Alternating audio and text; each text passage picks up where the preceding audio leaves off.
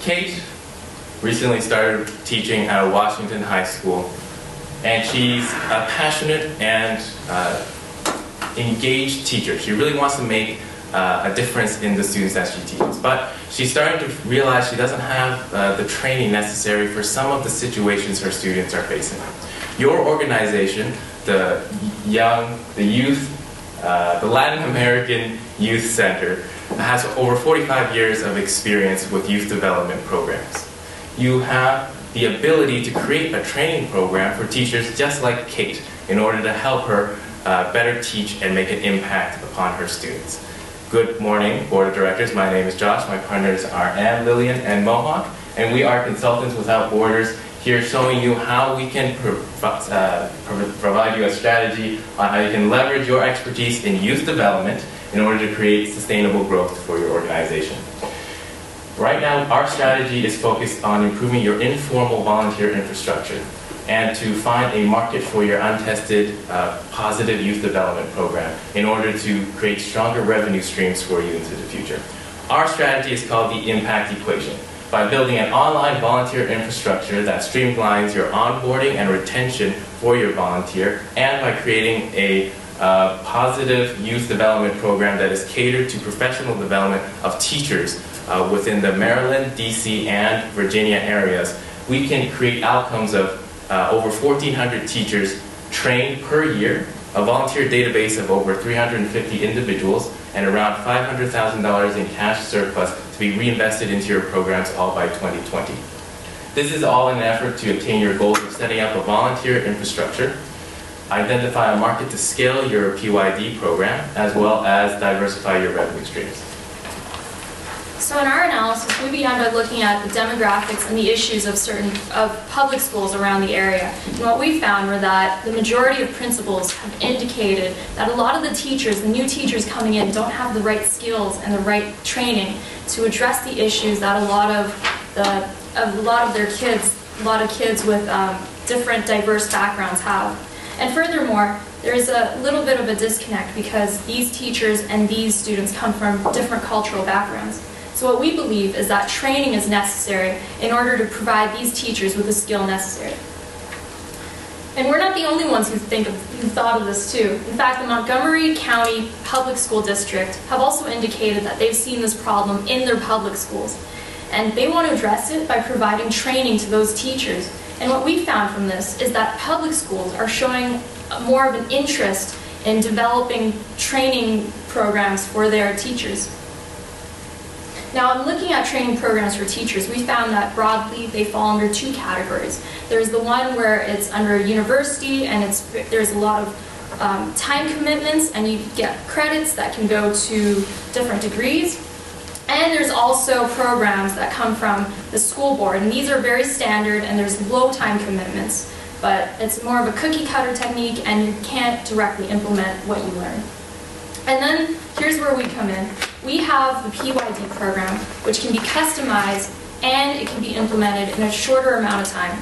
And the value from this is that these teachers can take our expertise and what we know in order to bring that knowledge into the classroom. Next, we began by looking at the volunteer base, and we found that most of your volunteer base consists of adults and students who volunteer on a one-time, non-recurring basis. And what we also want to target are the young professionals and experts who would like to volunteer on a more recurring, continual basis. Though the problem is these individuals are very busy and sometimes they require a lot of onboarding and a lot of techniques to keep them driven and committed to the organization. So here's the opportunity of where the volunteer infrastructure comes in. And by providing this organization with volunteer infrastructure, you'll have the tools and the techniques necessary to retain and recruit the people that you value most. With this analysis in mind, we developed the Impact Equation. The Impact Equation focuses your organization on VIP, Volunteer Impact Platform, in addition to an Education Impact program. And in turn, this will allow your organization to have some growth, so that individuals like Kate can serve the individuals in her classroom in the best possible way. So the first part of the strategy focuses on building an online volunteer infrastructure that streamlines your onboarding and retention process. And the second is to create a positive youth development PYD program for professional development services for teachers, for example, teachers. Let me tell you more about the first part of the strategy. So we took into account a few frameworks in terms of volunteer engagement, and we focused on one particular by the Stanford Social Innovation Review. And I identified a few strategies that your company can implement that focuses on onboarding as well as having an impact dashboard. These elements all come together into an online platform. So it's an online service where your organization can allow your members to put on these volunteering opportunities, as well as allow your volunteers to sign up for volunteering shifts. So what the idea is that once they are on this program and they kind of track their progress, you feed the data into your efforts to outcome system, where you'll be able to track this data against some of your programs, your 50+ programs, and see where your volunteers are making an impact. So with this, we want to export this data and bring it back to your online platform. So this third-party service will be able to provide an impact dashboard for your volunteers. And what this will look like is that your volunteers will be able to track their progress in terms of other volunteers within your organization. So this is an example of what your volunteers may see. They can see upcoming opportunities as well as how many impact hours they have already been contributing. So with this will provide a better infrastructure for your organization to improve your volunteer experience. Thanks, Lillian. Now I want to focus on educational impact. So we recommend your company to create a PYD program for professional development of teachers. This is in 2 phases. So the first phase is about development. This is about developing the program so that you can help teacher like Kate serve the market in the best possible way. This has 2 steps. Step 1 is adapting the curriculum to the teachers. This will be done by creating a focus group in your career academy and charter schools, and secondly, there will be a pilot program in the Maryland high schools. But you need some traction so that you can attract the teachers, and this will be done through certification. We recommend your company to contact National Council for Accreditation of Teaching Education. Through this, the key takeaway is after doing these 2, you will be open to a market of youth development training in school districts. But which kind of school district should you focus on? So what from analysis, we recommend that you should approach on counties that are focusing on high schools. At the same time, counties that want something that is customizable to their needs. And finally, the ones with which you can create partnerships. So the first name that comes to our mind is Montgomery County Public Schools, because you have connections with them. Some of your employees have continually been working with these companies. So what kind of training program we can give them? We will give them a training program which will be $350 per training. It will be a 14-week program and 3 hours per session. Through this, you will be able to validate the program that can be expanded into the future. So where will it be expanded? We have made some of the expansion criteria which are focusing on areas which have increased demographics of Latinos and African American, or schools where there is high enrollment of high school students. We believe that you will be able to expand into new county every year. Starting from Montgomery, you will be able to expand into Prince George in 2017, Washington DC in 2018, and Howard County in 2019. So how does the timeline of this look like? There are 2 important things. First is the Volunteer Impact Program will be launched in 2017, and the second is the phase 2 of our Education Impact Model will be developed by 2017. So from this graph you can see the number of classes, and we can see that by 2020 we will have 95 classes per year. So what is the revenue and what is the expense? The revenue is $1 million and the cost will be $525,000. So the surplus money that we have will be spent so that you can create more programs like this. The impact is 1,425 teachers trained per year, 350 volunteers in the database, and $475 reinvested in the program so that you can help Kate help their students and be the future of teaching. Thanks.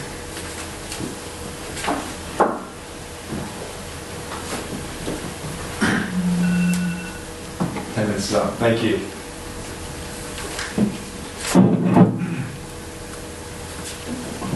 I guess we have a few questions for you guys. As you were talking about developing these trainings, can you elaborate a little bit on if you expected these to be tailored for each school or for each group of individuals, or would it be more standardized across everybody that you would teach to? And could you bring up what's so special about salsa? So what we found is that your organization has a heavy focus on salsa. Basically, it's an amalgamation of your vision, your mission, your identity, and your expertise in what you do best. What we want to do is focus on finding this salsa within the organization at Montgomery Public School. Can I actually get the clicker? Thank you. So our first course of action is to engage with the high school teachers because they represent the identity of the organization and the face with the students. So there's over 1,900 teachers, and we want to first engage with the teachers we want in the first semester in after-school coffee sessions before the semester starts in the training cohorts. So we want to ask them what problems exist that they have found, what do they want to learn, and how they think they can be better teachers. This will be preliminary information we can take in order to set the criteria for the program in the first semester. Afterwards, we want to review what happens in the first semesters with the trainees in the last class, engage in an open discussion with them, and see what their experiences was and what other areas they want to learn from. Then we'll take this information, apply it to our second semester trainees, and also ask them or conduct a review with them on the last class as well, but also do a follow-up with the first semester in order to see what their experience was with the training that we had given them. So in this entire experience, we want to make sure that we learn from the trainees, adapt our program consistently, and be transparent with them because we want to find the best salsa that works for the teachers and can get the best results. Can you talk a little bit more about how you arrived at your revenue projection from sales? Yeah, so what we did is basically in year one you will be, so in year one you will be doing piloting project, in year two you will be expanding into Montgomery, and then after that you will be expanding into Prince George, Washington DC and Mountie County. So basically what we did is we assumed that in first year you will be able to have 21 classes. That's why if you can see salaries and expense, we have a salary of $95,000 because we want to employ two full-time employees who can give the training. If you see our revenue, they are coming mostly from sales, foundation and grants. For grants, we only took 40% of the total revenue because right now 75% of the revenue comes from grants, but we wanted to be more conservative. That's why we have taken 40%. The program cost per person is $350, so that times by number of people, it will give us sales. And we have also come up with some of the foundations who would be willing to provide us with some grants when we are expanding.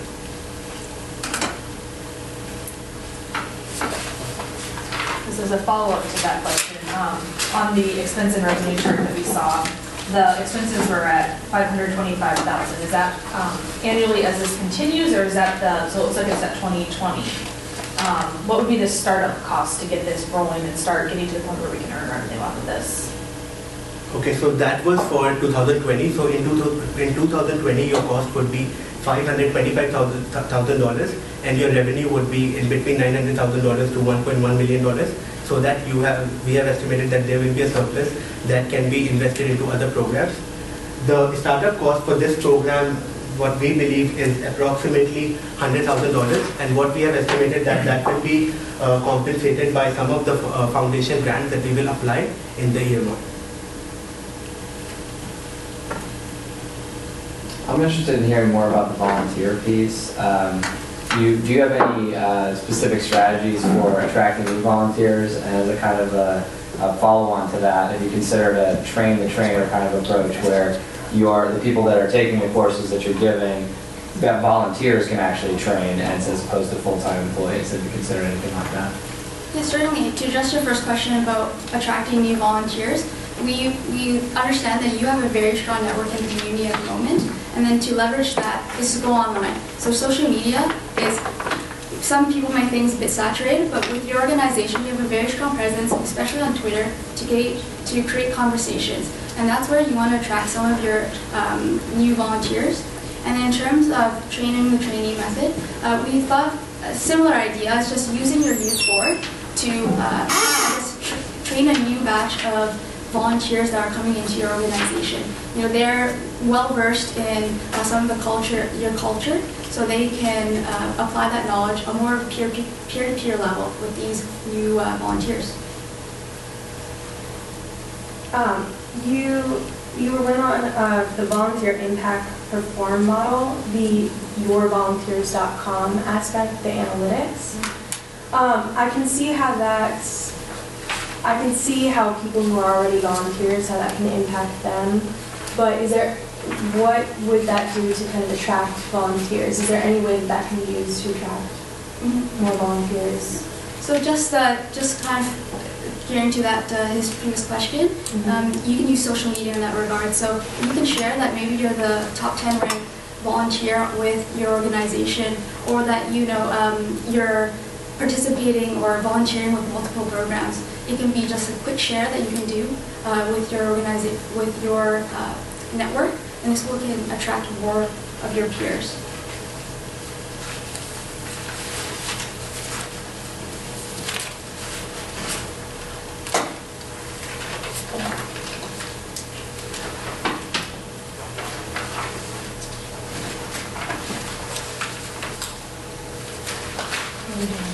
We have a little over 2 minutes left. In terms of your costs for this, your volunteer, do you have a slide that kind of shows your, I guess, yeah, well. For volunteers, what we have estimated, for volunteers, what we have estimated is we will be hiring a director of volunteer, and he will be responsible for the overall management of the volunteer, because after having interview with one of the employee in your company, we got to know that right now there is no individual person who is managing the volunteers, and your volunteer base is from 40 to 100. So in order to have volunteers as a strategic goal, we truly believe that hiring a director of volunteer will solve some of the issues.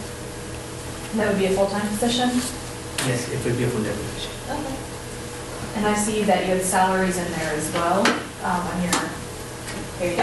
And how many people are you expecting to be employed by to reach these numbers?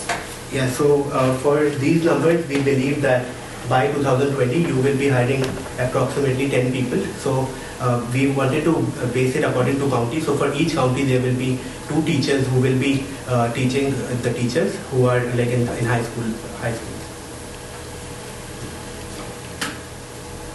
So the initial incentive for the volunteers is the accreditation to teach, basically. So if I understand that correctly.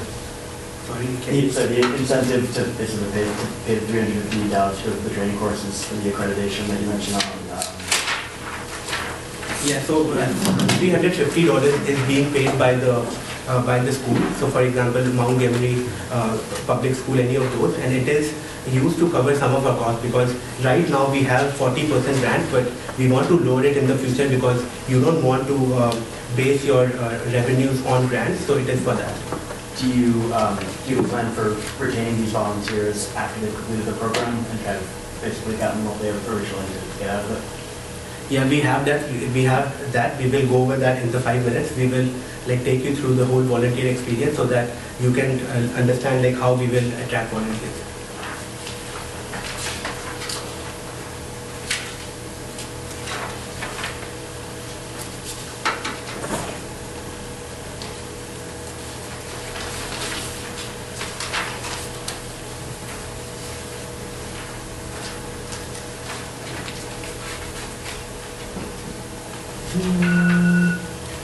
Thumbs up. Thank you.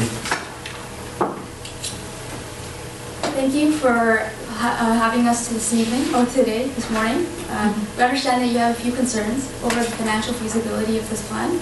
But I'm here to assure you that with your current strengths at the moment, that it's possible that your organization can implement this plan quite easily. And in terms of your concerns over volunteer recruitment and retention of these volunteers, We are confident that your current network is very strong, and you can leverage that into expanding or attracting more volunteers in the future.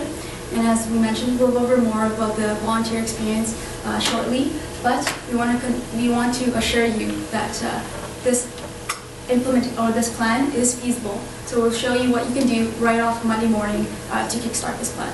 Thank you, Lillian. So on Monday morning, you will contact your recruitment and retention officer, Mrs. Ori, and ask her to post a job posting on one of the like monster.com about you need a volunteer, or you can hire it internally from the company. Some of the requirements for the director of volunteer would be 10 years of experience in volunteering and 5 years of experience in impact dashboard, like the one we had. After that, we want you to focus on like Sharon Reed. She had worked in public schools for more than 25 years, and she has been involved with Maryland for more than 10 years. So what we want you to do is we want you to ask her so that she can make connections right now, so that when you expand in the future, it will be easier for you. And lastly, talk to Lupi. Lupi is currently working for your company. She has been working for the last 20 years, and she is her strength is creating new programs. She had created a program which was called Youth Program in one of the Mount Gemini public school sites. So what we want you to do is we want you to ask her so that she can give you some of the recommendations about people who can become your teachers, who will teach teachers in the public schools. Now Josh will go over our volunteer profile. So I want to talk about volunteers. What we're focusing here on is improving your current informal infrastructure for obtaining volunteers. Your main form of communication is through your social media channels, and it's basically picking up on your wide range of volunteers who are eager to get involved, but they can only have a few channels to really know what's available to them. I want to now go through what it would be like for a new volunteer getting on board with this program. So this is Tamara Johnson. She's a young paralegal in Washington, D.C., and she recently finished her undergraduate degree, and she's volunteering at the university. She recently heard about your organization through social media. She's interested in getting involved. So through social media, what it can lead to is this sign up and log in post on part of your website. So this will be implemented through your volunteers, and this will allow her to sign in and establish a profile and implement contact information as well. So through this contact information, it'll be implemented into the efforts to outcomes database that you have in order to keep track of how we can best schedule her into the future and give her the opportunities and options for her to continue to volunteer within your organization. So after she's set up this profile, there's an orientation that will be bi-weekly at the Washington office and once a month in the Maryland area in order to account for your volunteers in that area. So this will be on a drop-in basis, and she can schedule to drop in and get involved in the orientation. During the orientation, she can learn more about your organization's SALSA and core values, as well as the various volunteer opportunities that she may not have known before just through social media, as well as an opportunity to meet other volunteers and establish some friends in that environment and develop a cohesive relationship with us. Now, this is the dashboard where she'll be spending most of her time. So, in how this is set up, we want to really emphasize how much she has accomplished within our organization. So there's a top hours contributed chart, and this is keeping track of all the volunteers within the organization, and you can see who is making the most contributions weekly, monthly, even yearly. And through the My Hours per Program aspect, she can see which program she's been devoting hours to and the impact that she's been achieving. And then upcoming opportunities, there's many opportunities through your organization. All of your departments are currently individually sending out options out there, so it's not as efficient in connecting to all of your volunteers. So through this platform, all of your departments will be able to put these options out there through one medium. And the My Impact will just be also a continuous keeping track of her efforts. So from here, she can sign up to do volunteer programs and see how her accomplishments have been kept in track. From there, we actually want to encourage their involvement. So right now you have a spotlight that occurs every month that highlights one of your staff or one of your students, but not one of your volunteers. So we want to include this as a new option in there. And through that, we can further recognize some key volunteers within your organization. As another aspect of it, we want to fully integrate how we can utilize the dashboard with your social media. So we want to emphasize how through the social media it's a feedback loop in the more you can post about your achievements as well, the more recognition hours you can achieve as well. So it's a form of gamification. So through this process, we want to ensure that there is an incentive for your volunteers to know the impact that they're creating, as well as having an active channel for them to continue to volunteer within your organization. Thank you for listening to our presentation.